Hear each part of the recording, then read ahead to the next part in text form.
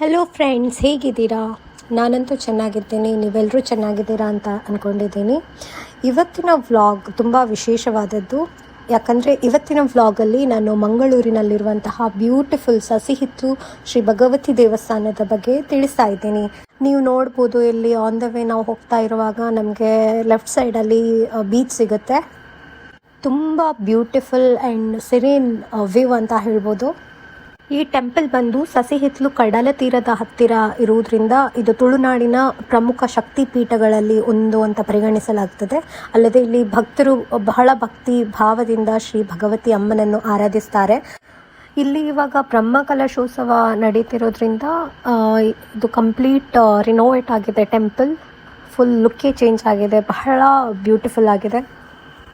So temple ತೋರಿಸ್ತಾ ನಾನು ಈ ದೇವಸ್ಥಾನದ ವಿಶೇಷತೆ ಮತ್ತು ಹಿಸ್ಟ್ರಿ ಬಗ್ಗೆ ಕೂಡ ಹೇಳ್ತಾ ಇದ್ದೀನಿ. ಸೊ ಫಸ್ಟ್ ಆಫ್ ಆಲ್ ಇಲ್ಲಿದ್ದು ವಿಶೇಷತೆ ನಾನು ಆವಾಗಲೇ ಹೇಳಿದೆ. ಇದು ಕಡಲ ತೀರದ ಸಮೀಪ ಇರುವಂತಹ ಬಹಳ ಸುಂದರವಾದ ಸ್ಥಳದಲ್ಲಿ ಇರುವಂಥದ್ದು. ಮಂಗಳೂರು ಮತ್ತು ಉಡುಪಿ ಮತ್ತು ಸುತ್ತಮುತ್ತಲಿನ ಪ್ರದೇಶಗಳಿಂದ ಅನೇಕ ಭಕ್ತರು ಬಂದು ಇಲ್ಲಿ ದೇವಿಯ ದರ್ಶನ ಪಡೆಯುತ್ತಾರೆ. ಇಲ್ಲಿ ವಾರ್ಷಿಕ ಉತ್ಸವ ಮತ್ತು ವಿಶೇಷ ಪೂಜೆ ನಡೀತಾ ಇರ್ತವೆ. ಇನ್ನು ಈ ಟೆಂಪಲ್ ಹಿಸ್ಟ್ರಿ ನೋಡೋದಾದರೆ, ಪುರಾಣಗಳ ಪ್ರಕಾರ ಬಹಳ ವರ್ಷಗಳ ಹಿಂದೆ ದಾರಕಾಸುರ ಎಂಬ ರಾಕ್ಷಸನು ತಪಸ್ಸು ಮಾಡಿ ದೇವರಿಂದ ವರಗಳನ್ನು ಪಡೆದಿರ್ತಾನೆ. ಆ ವರಗಳಿಂದ ಅವನು ಬಹಳ ಶಕ್ತಿಶಾಲಿಯಾಗಿದ್ದು ದೇವತೆಗಳಿಗೂ ಋಷಿಗಳಿಗೂ ಹಾಗೂ ಜನರಿಗೂ ತುಂಬ ಕಿರುಕುಳ ನೀಡಲಿಕ್ಕೆ ಪ್ರಾರಂಭಿಸ್ತಾನೆ. ಸೊ ಅವನಿಂದ ಉಂಟಾದ ಕಷ್ಟವನ್ನು ತಾಳಲಾರದೆ ದೇವತೆಗಳು ಮಹಾವಿಷ್ಣುವಿನ ಬಳಿ ಪ್ರಾರ್ಥಿಸ್ತಾರೆ. ಆಗ ದೇವತೆಗಳ ದೈವಿಕ ಶಕ್ತಿಯಿಂದ ಸಪ್ತ ಭಗವತಿಯರು ಅಂದರೆ 7 ಜನ ದೇವಿಯರು ಪ್ರತ್ಯಕ್ಷರಾಗುತ್ತಾರೆ. ಈ ದೇವಿಯರು ದಾರಕಾಸುರನೊಂದಿಗೆ ಯುದ್ಧ ಮಾಡಿ ಅವನನ್ನು ಸಂಹಾರ ಮಾಡ್ತಾರೆ. ಸೊ ಈ ದಾರಕಾಸುರನ ಸಂಹಾರವಾದ ನಂತರ ಆ 7 ಜನ ದೇವಿಯರು ಅರಬ್ಬಿ ಸಮುದ್ರದ ಕರಾವಳಿ ಪ್ರದೇಶವಾದ ತುಳುನಾಡಿನ ಮೂಲಕ ಪ್ರಯಾಣ ಮಾಡ್ತಾರೆ. ಪ್ರಯಾಣದ ಸಮಯದಲ್ಲಿ ಅವರು ಹಲವು ಸ್ಥಳಗಳಲ್ಲಿ ವಿಶ್ರಾಂತಿಯನ್ನು ಪಡೆಯಲು ನಿರ್ಧರಿಸ್ತಾರೆ. ನಂತರ ಆ ಸ್ಥಳಗಳನ್ನೇ ದೇವಾಲಯಗಳು ನಿರ್ಮಾಣವಾಗಿದ್ದು ಇಂದಿಗೂ ಕೂಡ ಆ ದೇವಿಯರನ್ನು ಭಕ್ತರು ಆರಾಧಿಸುತ್ತಾರೆ.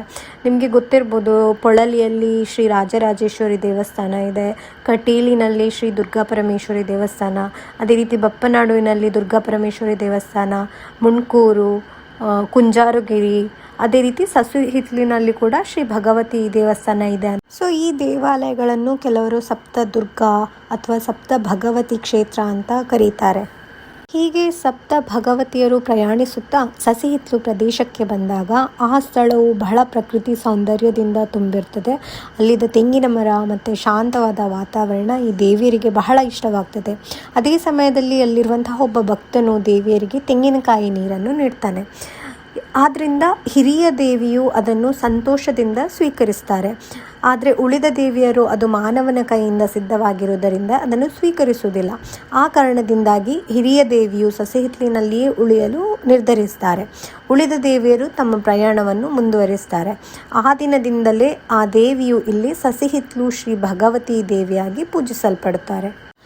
ಅಂದಿನಿಂದ ಇಂದಿನವರೆಗೂ ಕೂಡ ಸಸಿಹಿತ್ಲು ಶ್ರೀ ಭಗವತಿ ದೇವಿ ಈ ಪ್ರದೇಶದ ಜನರನ್ನು ಕಾಪಾಡ್ತಾರೆ ಎನ್ನುವಂತಹ ಒಂದು ನಂಬಿಕೆ ಇದೆ. ಅದೇ ರೀತಿ ಭಕ್ತರು ಆರೋಗ್ಯ, ಸಮೃದ್ಧಿ ಮತ್ತು ಕುಟುಂಬದ ಶಾಂತಿಗಾಗಿ ಇಲ್ಲಿ ಬಂದು ದೇವಿಯನ್ನು ಪ್ರಾರ್ಥಿಸುತ್ತಾರೆ.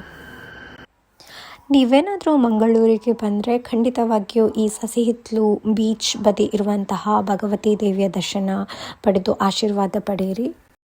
ಹಾಗೆ ಶ್ರೀ ಭಗವತಿ ಅಮ್ಮ ಎಲ್ಲರಿಗೂ ಒಳ್ಳೇದು ಮಾಡಲಿ ಅಂತ ಹಾರೈಸ್ತಾ ಈ ವ್ಲಾಗ್ನ ಕೊನೆಗೊಳಿಸ್ತಾ ಇದ್ದೀನಿ. ಇದಾಗಿತ್ತು ಇವತ್ತಿನ ವ್ಲಾಗ್. ನಿಮಗೆ ಈ ವ್ಲಾಗ್ ಇಷ್ಟ ಆಗಿದ್ದರೆ ಲೈಕ್ ಮಾಡಿ, ಶೇರ್ ಮಾಡಿ, ಸಬ್ಸ್ಕ್ರೈಬ್ ಮಾಡಿ. Thank you.